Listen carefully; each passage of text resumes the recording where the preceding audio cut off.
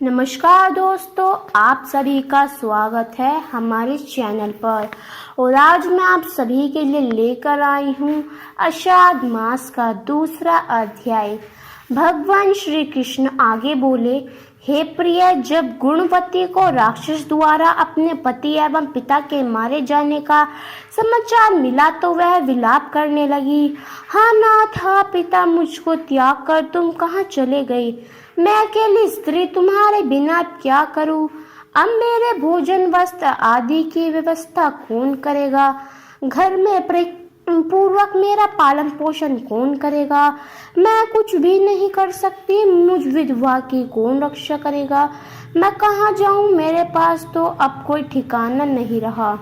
इस प्रकार विलाप करते हुए गुणवती चक्कर खाकर धरती पर गिर पड़ी और बेहोश हो गई। हे प्रिया, एकादशी और आषाढ़ व्रत मुझे बहुत ही प्रिय है। इनसे मुक्ति, भुक्ति, पुत्र तथा संपत्ति प्राप्त होती है। आषाढ़ मास में जब तुला राशि पर सूर्य आता है तब ब्रह्म मुहूर्त में उठकर स्नान करने व व्रत व उपवास करने वाले मनुष्य मुझे बहुत प्रिय है, क्योंकि यदि उन्होंने पाप भी किए हो तो भी स्नान व्रत के प्रभाव से उन्हें मोक्ष प्राप्त हो जाता है। आषाढ़ मास में स्नान, जागरण, दीपदान तथा तुलसी के पौधे की रक्षा करने वाले मनुष्य साक्षात भगवान विष्णु के समान हैं। आषाढ़ मास में मंदिर में झाड़ू लगाने वाले, स्वास्तिक बनाने वाले तथा भगवान विष्णु की पूजा करने वाले मनुष्य जन्म मरण के चक्कर से छुटकारा पा जाते हैं। यह सुनकर गुणवती भी प्रतिवर्ष श्रद्धा पूर्वक आषाढ़ का व्रत भगवान विष्णु की पूजा करने लगी। हे प्रिय, एक बार उसे ज्वर हो गया और वह बहुत कमजोर भी हो गई। फिर भी वह किसी प्रकार गंगा स्नान के लिए चली गई। गंगा तक तो वह पहुंच गई, परंतु शीत के कारण वह बुरी तरह से कांप रही थी। इस कारण वह स्थिर हो गई तथा मेरे भगवान विष्णु दूत से मेरे धाम में ले आए। तत्पश्चात ब्राह्मण आदि देवताओं की प्रार्थना पर जब मैंने कृष्ण का अवतार लिया तो मेरे गण में मेरे साथ इस पृथ्वी पर आए, जो इस समय यादव है। तुम्हारे पिता पूजनीय वन में देव शर्मा थे, तो इस समय स्त्राजित है। पूर्व जन्म में चंद्र शर्मा, जो तुम्हारा पति था, वह डाकू, और हे देवी, तू ही वह गुणवती है। आषाढ़ व्रत के प्रभाव के कारण ही तू मेरी अग्रणी हुई है। पूर्व जन्म में तुमने मेरे मंदिर के द्वार पर तुलसी का पौधा लगाया था। इस समय वह तेरे महलों के आंगन में कलवृक्ष के रूप में विधान है। उस जन्म में जो तूने दीपदान किया था, उसी कारण तुम्हारी देही इतनी सुंदर है और तुम्हारे घर में साक्षात लक्ष्मी का वास है, क्योंकि तुमने पूर्व जन्म में अपने सभी व्रतों का फल प्रतिस्वरूप विष्णु को अर्पित किया था। उसी के प्रभाव से इस जन्म में तुम्हें प्रिय पत्नी हुई हो। पूर्व जन्म में तुमने नियम पूर्वक जो आषाढ़ मास का व्रत किया था, उसी के कारण और तुम्हारा कभी वियोग नहीं होगा। इस प्रकार आषाढ़ मास में व्रत आदि करने वाले मनुष्य मुझे तुम्हारे समान प्रिय है। दूसरे जप, तप, यज्ञ, दान आदि करने से फल प्राप्त कर कार्तिक आषाढ़ मास में किए गए व्रत के फल से बहुत थोड़ा होता है, अर्थात आषाढ़ मास के व्रतों का 16 भाग भी नहीं होता। इस प्रकार सत्यभामा भगवान विष्णु के मुख से अपने पूर्व जन्म के पुण्य का प्रभाव सुनकर प्रसन्न हुई। तो ये था हमारा आषाढ़ मास में दूसरा अध्याय। आपको ये कैसा लगा हमें कमेंट कर ज़रूर बताएं। आने वाले दिनों में हमारे चैनल पर बहुत से आषाढ़ मास के अध्याय और आषाढ़ मास की कहानियाँ आने वाली हैं। आप उन्हें अवश्य सुनिए। उन्हें सुनने से आपकी सभी दुरात्मा, बुरी शक्तियाँ आपके घर से चली जाएंगी। आपको ये कैसा लगा हमें कमेंट कर ज़रूर बताएं और अंत तक हमारे साथ बने रहने के लिए आप सभी का बहुत बहुत धन्यवाद।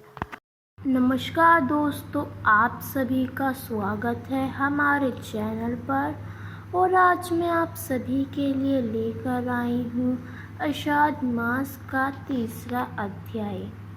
सत्यभामा ने कहा, हे प्रभु, आप तो सभी काल में व्यापक हैं और सभी काल आपके आगे एक समान है, फिर यह आषाढ़ मास ही सभी मासों में श्रेष्ठ क्यों है? आप सब तिथियों में एकादशी और सभी मासों में आषाढ़ मास को ही अपना प्रिय क्यों कहते हैं? इसका कारण बताइए। भगवान श्री कृष्ण ने कहा, हे भीमनी, तुमने बहुत अच्छा प्रश्न किया है। मैं तुम्हें इसका उत्तर देता हूँ। ध्यान पूर्वक सुनो।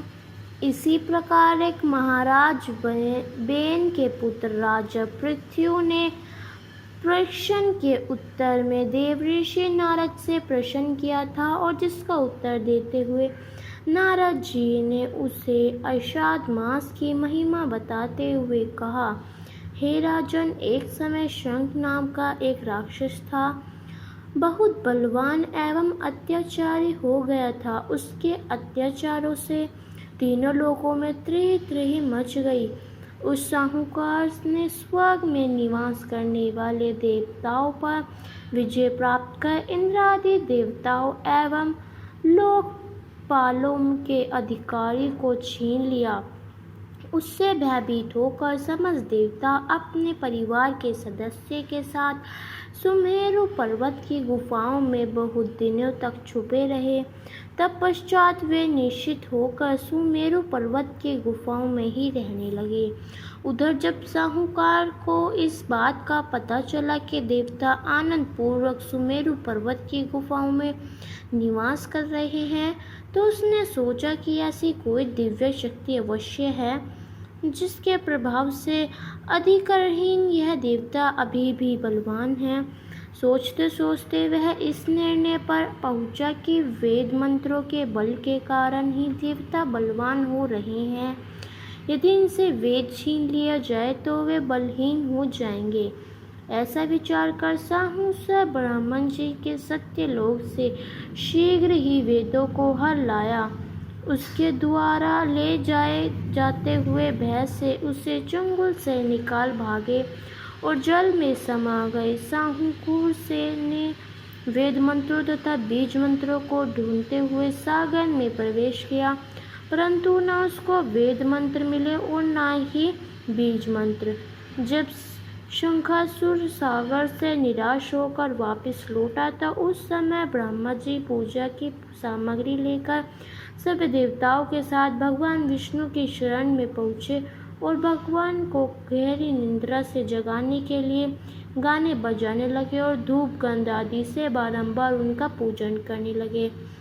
धूप दीप नैवेद्य आदि अर्पित किए जाने पर भगवान की निंदा टूटी और वह देवताओं सहित ब्रह्मा जी को अपना पूजन करते हुए देखकर बहुत प्रसन्न हुए तथा कहने लगे, मैं आप लोगों के इस कीर्तन एवं मंगलचारण से बहुत प्रसन्न हूँ। आप अपना अभिष्ट वरदान मांगिए, मैं अवश्य प्रदान करूँगा। जो मनुष्य अश्विन शुक्ल की एकादशी से देवता ध्यान एकादशी तक ब्रह्म मुहूर्त में उठकर मेरी पूजा करेंगे, उन्हें तुम्हारी ही भांति मेरे प्रसन्न होने के कारण सुख की प्राप्ति होगी। आप लोग जो पद अध्यक्ष अचमन और जल आदि सामग्री मेरे लिए लाए हैं, वे अनंत गुणों वाली होकर आपका कल्याण करेगी। शंखासुर द्वार हरे गए संपूर्ण वेद जल में स्थित हैं। मैं सागर पुत्र शंखासुर का वध करने के उन वेदों को अभिलाए देता हूँ। आज से मंत्र बीज और वेदों सहित मैं प्रतिवर्ष का आषाढ़ मास में जल में विश्राम किया करूँगा। अब मैं मत्स्य का रूप धारण करके जल में जाता हूँ। तुम सब देवता भी मुनीश्वरों सहित मेरे साथ जल में आओ। इस आषाढ़ मास में जो श्रेष्ठ मनुष्य प्रातःकाल स्नान करते हैं, वे सब यज्ञ में अभव्य स्नान द्वार भली भांति नहा लेते हैं। हे देवेंद्र, आषाढ़ मास में व्रत करने वालों को सब प्रकार से धन, पुत्री आदि देते रहना और उनकी आपत्तियों से रक्षा करना है। नारद जी ने कहा। ऐसा कहकर भगवान विष्णु मछली का रूप धारण करके आकाश से जल में गिरे। उस समय विंध्याचल पर्वत पर तप कर रहे महर्षि कश्यप अपनी अंजनी में जल लेकर खड़े थे। भगवान उनकी अंजनी में जा गिरे। महर्षि कश्यप ने दया करके उसे अपने कमंडल में रख लिया। मछली के थोड़ा बड़ा होने पर महर्षि कश्यप ने उसे कुएं में डाल दिया। जब वह मछली कुएं में भी न समा सकी तो उन्होंने उसे तालाब में डाल दिया। जब वह तालाब में भी न समा सकी तो उन्होंने उसे समुद्र में डाल दिया। वह मछली वहाँ भी बढ़ने लगी। फिर मृत्यु स्वरूपी भगवान विष्णु ने इस शंकासुर का वध किया और शंकासुर को हाथ में लेकर बृंदावन में आ गए। वहाँ उन्होंने संपूर्ण ऋषियों को बुलाकर इस प्रकार आदेश दिया। मुनीश्वरों, तुम जल के भीतर खड़े हुए वेद मंत्रों की खोज करो और जितनी जल्दी हो सके उतने सागर के जल से बाहर निकाल लाओ। तब मैं देवताओं के साथ प्रयाग में ठहरता हूँ। तब उन तपोबल संपूर्ण महर्षियों ने यज्ञ और बीजों सहित संपूर्ण वेद मंत्रों का उद्धार किया। उनमें से जितने मंत्र जिस ऋषि ने उपलब्ध किए वहीं उन बीजों मंत्रों का उसी दिन से ऋषि माना जाने लगा। तदंतर जब ऋषियों एकत्रित होकर प्रयाग में गए, वहां उन्होंने ब्रह्मा जी सहित भगवान विष्णु को उपलब्ध हुए सभी वेद मंत्र समापित कर दिए। सब वेदों को पाकर ब्रह्मा जी बहुत प्रसन्न हुए। उन्होंने देवताओं और ऋषियों के साथ प्रयाग में अश्वमेध यज्ञ किया। यज्ञ समाप्त होने पर सब देवताओं ने भगवान से निवेदन किया, देवी देव जनकृत इस स्थान पर ब्रह्मा जी ने खोए हुए वेदों को पुनः प्राप्त किया है और हमने भी यहाँ आपके प्रसाद से यज्ञ भाग पाए हैं। अतः यह स्थान पृथ्वी पर सबसे श्रेष्ठ पुण्य की विधि करने वाला एवं भोग तथा मोक्ष प्रदान करने वाला हो। साथ ही यह समय भी महापूजनीय में और ब्राह्मण घाती आदि महापापियों की भी शुद्धि करने वाला हो तथा यह स्थान यह दिए हुए दान को अक्षय बना देने वाला भी हो। यह वर दीजिए। भगवान विष्णु बोले, देवताओं, तुमने जो कुछ कहा है वह मुझे स्वीकार है। तुम्हारी इच्छा पूर्ण हो। आज से यह स्थान ब्रह्म क्षेत्र के नाम से प्रसिद्ध होगा। सूर्यवंश से उत्पन्न राजा भागीरथ यह गंगा को ले आएगा और वह सूर्य कन्या यमुना से मिलेगी। ब्रह्मा जी और तुम सब देवता मेरे साथ यह निवास करो। आज से यह तीर्थराज के नाम से विख्यात होगा। तीर्थराज के दर्शन से तत्काल सब नष्ट हो जाएंगे। जब सूर्य मकर राशि में स्थित होंगे उस समय यह स्नान करने वाले मनुष्यों के सब पापों का यह तीर्थ नाश करेगा। यह काल भी मनुष्यों के लिए सदा महापुण्य फल देने वाला होगा। माघ के सूर्य के मकर राशि में स्थित होने पर यह स्नान करने से श्लोकीय आदि फल प्राप्त होंगे। देवी भगवान विष्णु देवताओं से ऐसा कहकर ब्रह्मा जी के साथ वहीं अंतर्धानी हो गए। तब पश्चात इंद्र आदि देवता भी अपने अंश से प्रयाग में रहते हुए वहां से अंतर्धानी हो गए। जो मनुष्य अषाढ़ में तुलसी जी की जड़ के समीप श्री हरि का पूजन करता है वह इस लोक के संपूर्ण भोगों का उपभोग करने के अंत वैकुंठ धाम को जाता है। ये था हमारा आषाढ़ मास का चौथा अध्याय। आपको कैसा लगा हमें कमेंट कर ज़रूर बताएं। नमस्कार दोस्तों, आप सभी का स्वागत है हमारे चैनल पर और आज मैं आप सभी के लिए लेकर आई हूँ आषाढ़ मास का 5वां अध्याय। प्रभु मुझे सहारा है तेरा जग के पालनहार। आषाढ़ मास महात्म की कथा करूँ विस्तार। राजा पृथु बोले, हे नारद जी, आपने एषाद मास में स्नान का फल कहा, अब अन्य मासों में विधि पूर्वक स्नान करने की विधि, नियम और उद्यापन की विधि भी बताइए।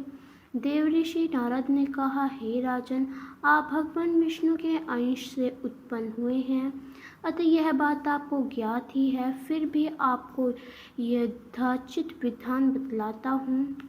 अश्विन माह के शुक्ल पक्ष की एकादशी में एषाद के व्रत करने वाले ब्रह्म मुहूर्त में उठकर जल का पात्र लेकर गांव से बाहर पूर्व अथवा उत्तर दिशा में जाना चाहिए।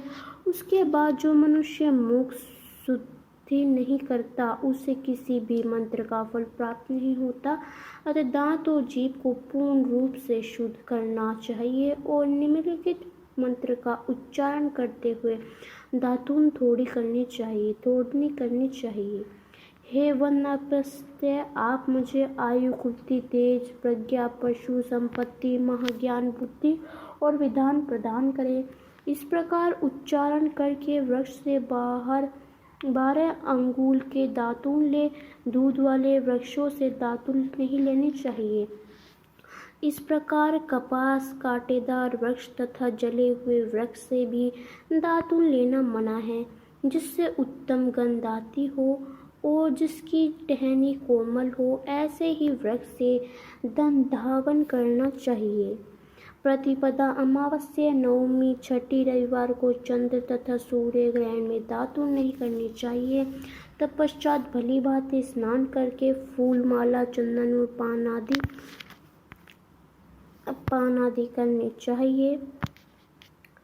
भक्ति पूर्वक शिवालय में जाकर सभी देवी देवताओं की अर्घ्य, आचमन्य आदि वस्तुओं से पट पूजा करके प्रार्थना एवं प्रणाम करना चाहिए। फिर भक्तों के स्वर मिलाकर श्री हरि का कीर्तन कराना चाहिए। मंदिरों में जो गायक भगवान श्री हरि का कीर्तन करने आए हो, उनका माला, चंदन, तांबूल आदि से पूजन करना चाहिए, क्योंकि देवालयों में भगवान विष्णु को अपने तपस्या, योग और दान द्वारा प्रसन्न करते थे, परंतु कलयुग में भगवान गुणगान को ही भगवान श्री हरि को प्रसन्न करने का एकमात्र साधन बनाया गया है।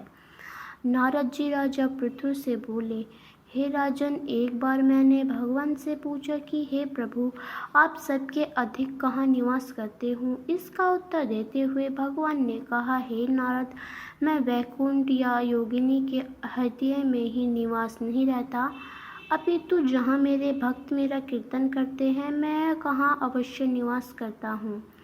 जो मनुष्य चंदन, माला आदि से मेरे भक्तों का पूजन करते हैं, उन्हें से मेरी ऐसी प्रीति होती है जैसे कि मेरे पूजन से भी नहीं हो सकती। नारद जी ने फिर कहा, शीरीष, धतूरा, गिरजा, चमेली, केसर, कंदार और कटहल के फूलों व चावलों से भगवान विष्णु की पूजा नहीं करनी चाहिए। अटहल, कंद, गिरीश, जूही, मालती और केवड़ों के वृक्षों से भगवान शंकर की पूजा करनी चाहिए। जिन देवताओं की पूजा में जो फूल निर्दिष्ट हैं, उन्हीं से उनका पूजन करना चाहिए। पूजन संपत्ति के बाद भगवान से क्षमा प्रदान करनी चाहिए तथा हे सुरेश्वर, हे देव, न मैं मंत्र जानता हूँ, न क्रिया, मैं भक्ति से भी हीन हूँ। मैंने जो कुछ भी आपकी पूजा की है, उसे पूरा करे। हे, ऐसी प्रार्थना करने से पश्चात संकाष्ट प्रणाम करके भगवत कीर्तन कराना चाहिए, श्री हरि की कथा सुननी चाहिए, प्रसाद ग्रहण करना चाहिए। जो मनुष्य उपरोक्त विधि के अनुसार एषाद व्रत का अनुष्ठान करते हैं, वह जगत के सभी सुखों को भोगते हुए अंत में मुक्ति को प्राप्त होते हैं। तो ये था हमारा एषाद मास का 5वां अध्याय। आपको कैसा लगा हमें कमेंट कर ज़रूर बताएं और अंत तक हमारे साथ बने रहने के लिए आप सभी का बहुत बहुत धन्यवाद। नमस्कार दोस्तों, आप सभी का बहुत स्वागत है हमारे चैनल पर। और आज मैं आप सभी के लिए लेकर आई हूँ आषाढ़ मास में 6वां अध्याय। नारद जी बोले, जब 2 घड़ी रात बाकी रहे तब तुलसी की मृतिका, वस्त्र और कलश लेकर जलाशय पर जाएं। एरशाद में जहाँ कहीं भी प्रत्येक जलाशय के जल में स्नान करना चाहिए। गर्म जल की अपेक्षा ठंडे जल में स्नान करने से 10 गुना पुण्य होता है। उससे 100 गुना पुण्य बाहरी कुएं में जल करने में स्नान से होता है। उससे अधिक पुण्य बावड़ी में हो और उससे भी अधिक पुण्य पोखर में स्नान करने से होता है। उसे 10 गुना झरनों में और उससे अधिक पुण्य एरशाद मास में नदी स्नान करने से होता है। उससे भी 10 गुना पुण्य वहाँ होता है जहाँ 2 नदियों का संगमन हो, और यदि कहीं 3 नदियों का संगमन हो तब तो पुण्य की कोई सीमा नहीं है। स्नान से पहले भगवान का ध्यान करके स्नाट्य संकल्प करना चाहिए। फिर तीर्थ में उपस्थित देवता को कर्मश अर्घ्य आचमनीय आदि देना चाहिए। अर्घ्य मंत्र इस प्रकार है। हे कमलनाथ, आपको नमस्कार है। हे जलाशय भगवान, आपको प्रणाम है। हे ऋषिकेश, आपको नमस्कार है। मेरे दिए गए आदर्शों को आप ग्रहण करें। वैकुंठ प्रयाग तथा वृद्धाश्रम में जहाँ कहीं भगवान विष्णु गए वहाँ उन्होंने 3 प्रकार से अपना पांव रखा था। वहाँ पर ऋषि वेद यज्ञों सहित सभी देवता मेरी रक्षा करते हैं। हे जानधन्य, हे दामोदर, हे देवेश, आप पर प्रसन्न करते हेतु मैं एरशाद मास में विधि विधान से ब्रह्म मुहूर्त में स्नान कर रहा हूँ। आपकी कृपा से मेरे सभी पापों का नाश हो। हे प्रभु, एरशाद मास में व्रत तथा विधि पूर्वक स्नान करने वाला मैं ऐश्वर्य देता हूँ। आप राधिका सहित ग्रहण करें। हे कृष्ण, हे बलशाली राक्षसों का संहार करने वाले भगवान, हे पापों का नाश करने वाले, एरशाद मास में प्रतिदिन दिए हुए मेरे इस ऐश्वर्य द्वारा एरशाद मास का व्रत करने वाला फल मुझे प्राप्त हो। तत्पश्चात विष्णु, शिव तथा सूर्य का ध्यान करके जल में प्रवेश कर नाभि के बराबर जल में खड़े होकर विधिपूर्वक स्नान करना चाहिए। गृहस्थी को तिल और आंवले का चूर्ण लगाकर तथा विधा स्त्रियति को तुलसी की जड़ की मिट्टी लगाकर स्नान करना चाहिए। सप्तमी, अमावस्या, नवमी, त्रयोदशी तिथि, दशमी और तिथियों को आंवला तथा तिल के स्नान करना वर्जित है। स्नान करते हुए निबंध शब्दों का उच्चारण करना चाहिए। जिस भक्ति भाव से भगवान ने देवताओं के कार्य के लिए 3 प्रकार का रूप धारण किया था, वही पापों का नाश करने वाले भगवान विष्णु अपनी कृपा से मुझे पवित्र बनाए।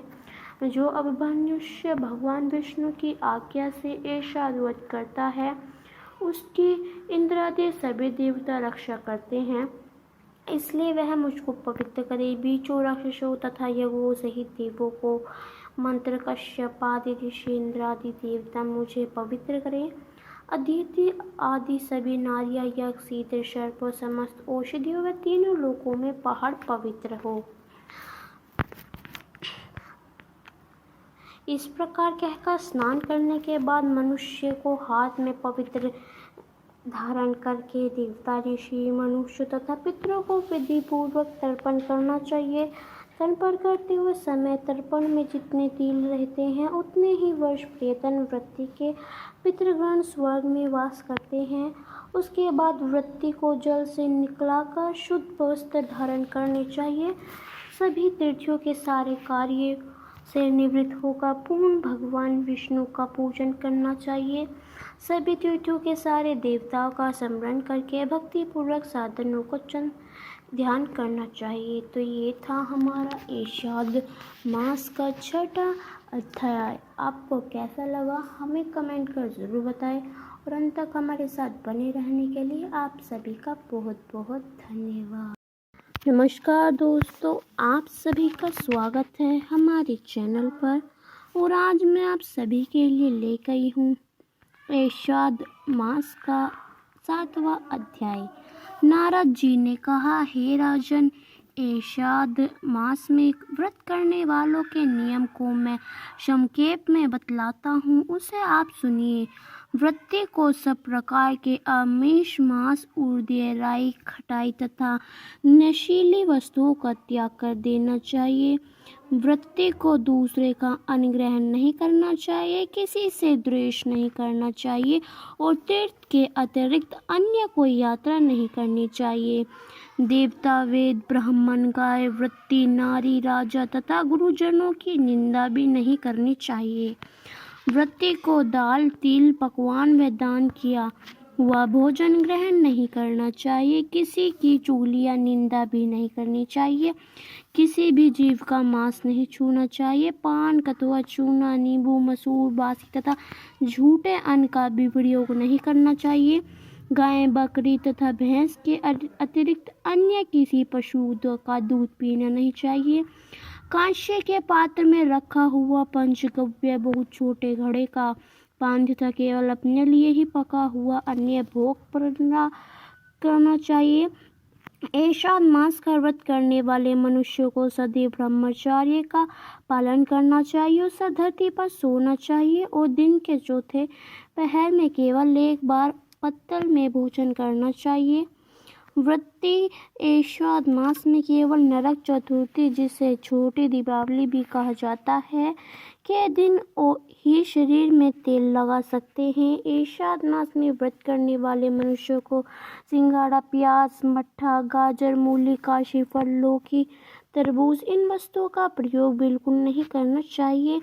राजस्वला, चांडल, पापी, मलेच्छ, पतित, व्रतहीन, ब्रह्मचारी, द्रोही और नास्तिकों के बीच बातचीत नहीं करनी चाहिए। भगवान विष्णु को प्रसन्न करने के लिए अपनी शक्ति के अनुसार चंद्रदाढ़ी आदि का व्रत करना चाहिए और उपयुक्त नियमों का पालन करना चाहिए।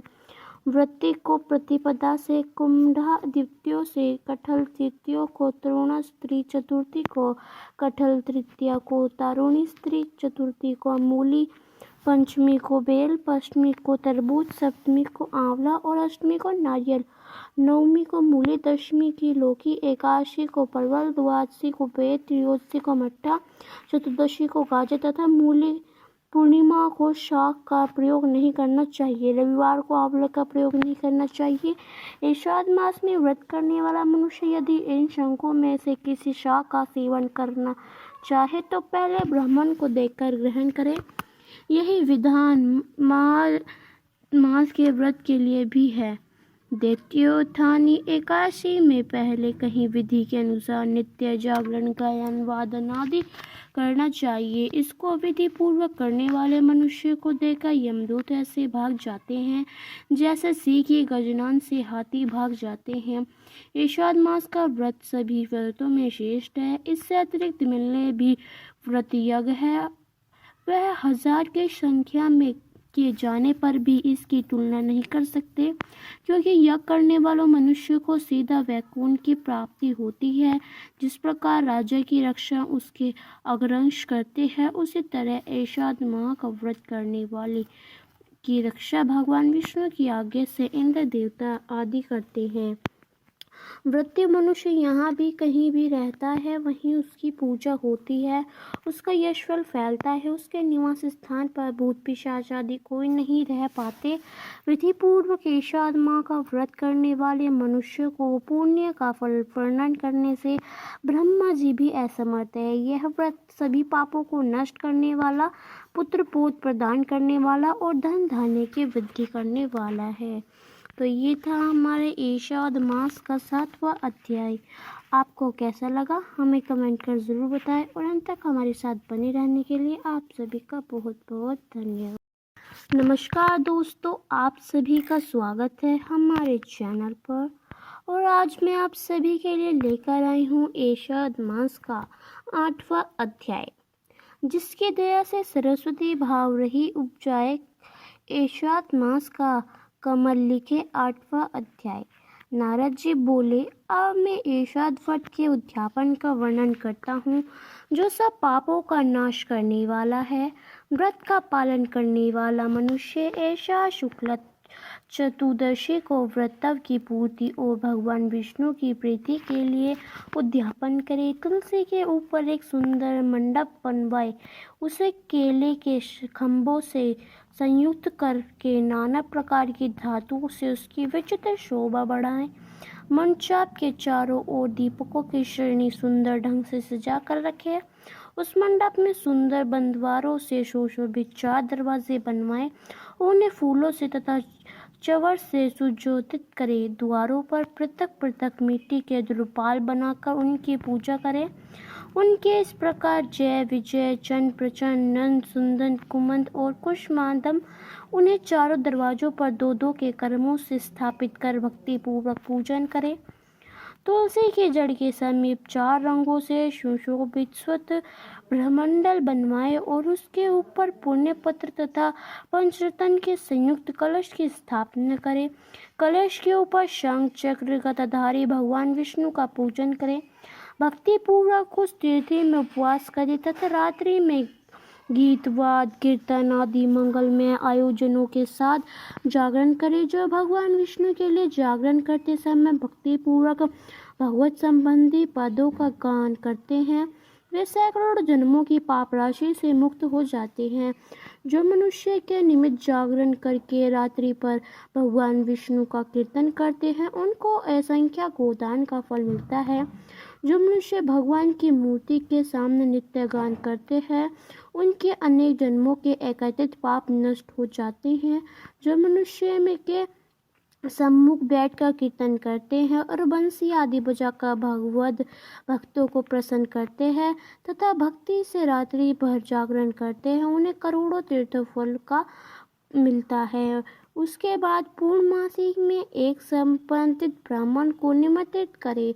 प्रातःकाल स्नान और देव पूजन करके वेदी पर अग्नि की स्थापना करे और भगवान विष्णु की प्रीति के लिए तिल और खीर की आहुति दे।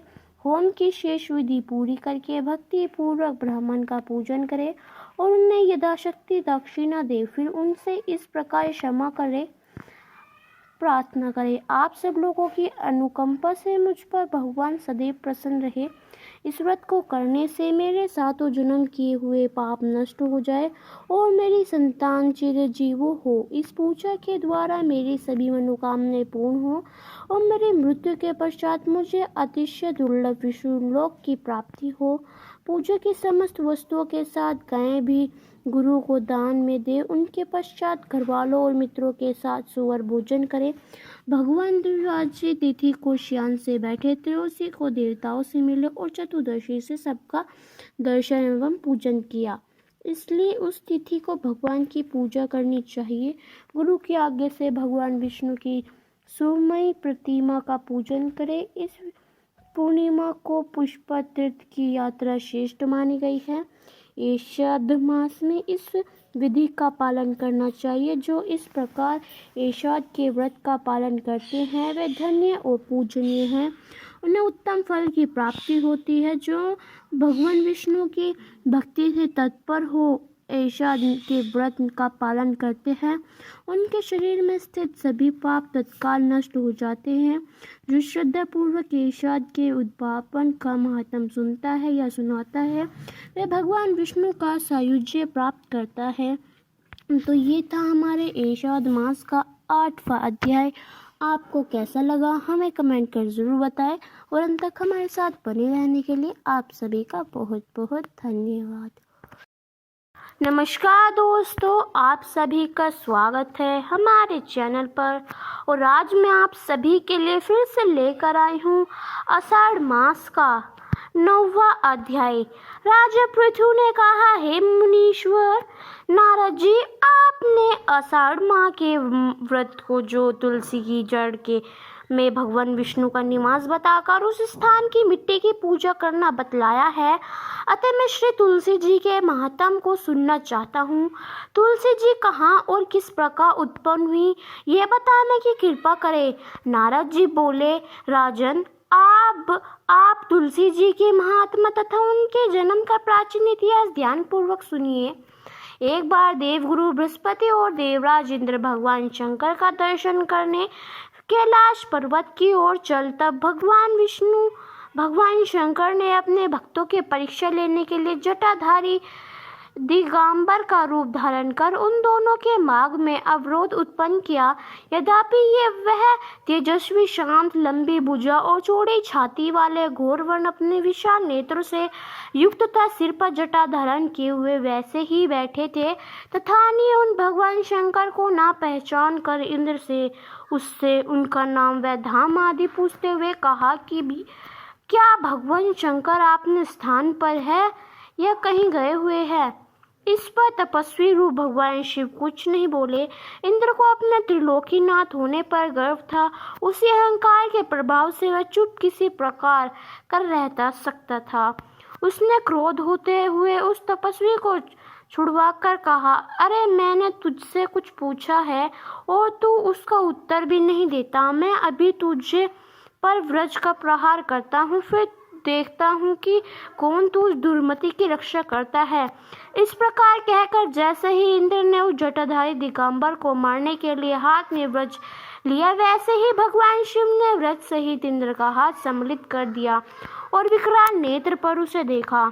उस समय एक प्रतीत हो रहा था कि वह दिगंबर प्रज्वलित हो उठा है और वह अपनी तेज जल से जला देगा। बुझाए संबंधित होने से कारण इंद्र दुखित होके साथ साथ अत्यंत कुपित भी हो गया, परंतु उस जटाधारी दिगंबर को प्रज्वलित देखकर बृहस्पति जी ने उन्हें भगवान शंकर जानकर प्रणाम किया और दंडवत होकर उनकी स्तुति करने लगे। बृहस्पति भगवान शंकर से कहने लगे कि हे दीननाथ, हे महादेव, आप अपने क्रोध को शांत कर लीजिए और इंद्र के इस अपराध को क्षमा कीजिए। बृहस्पति के यह वचन सुनकर भगवान शंकर ने गंभीर वाणी से कहा, मैं अपने नेत्र से निकाले हुए क्रोध को किस प्रकार रोकूं। तब बृहस्पति ने कहा, भगवान आप अपना भक्तवत्सल नामक सार्थक करते हुए अपने भक्तों पर दया कीजिए। आप अपने तेज को अन्य स्थापित कीजिए और इंद्र का उद्धार कीजिए। तब भगवान शंकर गुरु बृहस्पति से बोले, मैं तुम्हारी स्तुति से अत्यंत प्रसन्न हूँ। तुमने इंद्र को जीवदान दिलवाया है, मुझे विश्राम किया है कि मेरे नेत्रों की अग्नि अब इंद्र को पीड़ित नहीं करेगी। बृहस्पति से इस प्रकार कहकर भगवान शिव ने अपने मस्तक से निकाले हुए अग्निमय तेज को अपने हाथ में ले लिया और फिर से उसे क्षीर सागर में डाल दिया। तब पश्चात भगवान शंकर अनधान्य हो गए। इस प्रकार जिसको जो जानने की कामना थी उसे जानकर इन तथा बृहस्पति अपने अपने स्थान को चले गए। तो ये था हमारा आषाढ़ मास का 9वां अध्याय। आपको कैसा लगा हमें कमेंट कर ज़रूर बताएं और हमारे चैनल पर बहुत से आषाढ़ मास की कहानियाँ और अध्याय महात्मा आने वाले हैं। आप उन्हें अवश्य सुने और अंत तक हमारे साथ बने रहने के लिए आप सभी का बहुत बहुत धन्यवाद। नमस्कार दोस्तों, आप सभी का स्वागत है हमारे चैनल पर और आज मैं फिर से आप सभी के लिए लेकर आई हूँ आषाढ़ मास का 10वां अध्याय। राजा पृथु बोले, हे श्री श्रेष्ठ नारद जी, आपको प्रणाम है। कृपा आप यह बताने की कृपा कीजिए कि जब भगवान शंकर ने अपने मस्तक के तेज को क्षीर सागर में डाला तो उस समय क्या हुआ। नारद जी बोले, हे राजन, जब भगवान शंकर ने अपना वह तेज क्षीर सागर में डाल दिया तो उस समय वह शीघ्र ही बालक होकर सागर के सागमन पर बैठकर संसार को भय देने वाला रूपदान करने लगा। उसके रूपदान से संपूर्ण जगत व्याकुल हो उठा, लोकपाल भी व्याकुल हो गए, चराचर चल्यामन हो गया। शंकर सुवन के वृद्धून से संपूर्ण ब्रह्मांड व्याकुल हो गया। यह देखकर सभी देवता और ऋषि मुनि व्याकुल होकर ब्रह्मा की शरण में आ गए और उन्हें प्रणाम कर उनकी स्तुति करने लगे। उन सभी को ब्रह्मा जी ने कहा, हे पितामह, यह कौन तीन बहुत ही विकट परिस्थिति उत्पन्न हो गई है। हे महायोगिनी, इसको नष्ट कीजिए। देवताओं के मुख से इस प्रकार वचन सुनकर ब्रह्मा जी सत्यलोक से उत्तर उस बालक को देखने के लिए सागर तट पर आए। सागर ने ब्रह्मा जी को आता देखकर उन्हें प्रणाम किया और बालक को उठाकर उनकी गोद में दे दिया। आश्चर्यचकित होते हुए ब्रह्मा जी ने पूछा, हे सागर, यह बालक किसका है? शीघ्रता पूर्वक कहो। सागर विनम्रता पूर्वक बोला, प्रभु, यह तो मुझे ज्ञात नहीं है, परंतु मैं इतना अवश्य जानता हूँ कि यह गंगासार के संगम पर प्रकट हुआ है। इसलिए हे जगत गुरु, आप इस बालक का जात कर्म आदि संसार के इसका जात बताइए। नारद जी राजा पृथु से बोले। सागर ब्रह्मा जी के गले में हाथ डालकर बार बार उनका आकर्षण कर रहा था। फिर तो उसने ब्रह्मा जी का गला इतनी जोर से पकड़ लिया कि उससे पीड़ित होकर ब्रह्मा जी की आंखों से अश्रु टपकने लगे। ब्रह्मा जी ने अपने दोनों हाथों का जोर लगाकर किसी प्रकार सागर से अपना गला छुड़वाया और सागर से कहा, हे सागर, सुनो, मैं तुम्हारे इस पुत्र का जातक फल कहता हूँ। मेरे नेत्र से जो यह जल निकला है,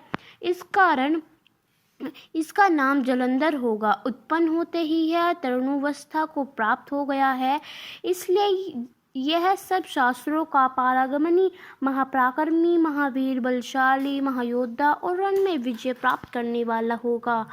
यह बालक सभी दैत्यों का अधिपति होगा। यह किसी से भी पराजित न होने वाला तथा भगवान विष्णु को भी जीतने वाला होगा। भगवान शंकर को छोड़कर यह सब अव्यय होगा। जहाँ से इसकी उत्पत्ति हुई है, यह वहीं जाएगा। इसकी पत्नी बड़ी प्रतिव्रता, सौभाग्यभाव, शनिनी, सुंदरी, परम मनोहर, मधुर वाणी बोलने वाली तथा शीलवान होगी। सागर से इस प्रकार कहकर ब्रह्मा जी ने शुकाचार्य को बुलाया और उनके हाथ से बालक का राज्याभिषेक कराकर स्वयं अंतर्धानी हो गए। बालक को देखकर सागर की प्रसन्नता की सीमा न रही। वह हर्षित मन से घर आ गया। फिर सागर में उस बालक का लालन पोषण कर उसको पुष्ट किया। फिर कौलमनी नामक असुर को बुलाकर वृंदा नामक कन्या से विधि पूर्वक उसका विवाह करा दिया। उस विवाह में बहुत बृहद उत्सव हुआ। श्री शुक्राचार्य के प्रभाव से पत्नी सहित जलंधर दैत्यों का राजा हो गया। तो ये था हमारा आषाढ़ मास का 10वां अध्याय। आपको कैसा लगा का हमें कमेंट कर जरूर बताएं और अंत तक हमारे साथ बने रहने के लिए आप सभी का बहुत बहुत धन्यवाद।